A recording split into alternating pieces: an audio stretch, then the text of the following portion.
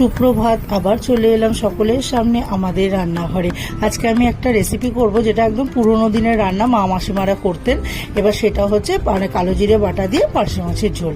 প্রথমে পার্শে মাছগুলোকে আমি নুন হলুদ মাখিয়ে ভেজে তুলে নেব। এটা পুরো সর্ষের তেলেই রান্নাটা হবে। ভেজে তুলে নেব। এবার ওই তেলের মধ্যে কালো জিরে আর কাঁচা লঙ্কা ফোড়ন দিয়ে টমেটোটা দিয়ে দেবো, দিয়ে একটু নুন দেবো টমেটোটা নরম হওয়ার জন্য। এবার আমি গোটা সাদা জিরে, কালো জিরে আর একটু কালো সর্ষে আমি কাঁচা লঙ্কা দিয়ে শিলনোড়ায় মশলাটা করব।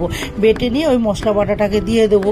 দিয়ে পরিমাণ মতো আর একটু নুন হলুদ স্বাদ মতো একটু চিনি দিয়ে মশলাটাকে কষিয়ে নিয়ে জলটা দিয়ে দেবো। দিয়ে এবার মাছগুলোকে দিয়ে দেবো।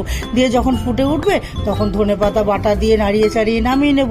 তাহলেই তৈরি হয়ে যাবে আমার কালো জিরে বাটায় পার্শে মাছের ঝোল।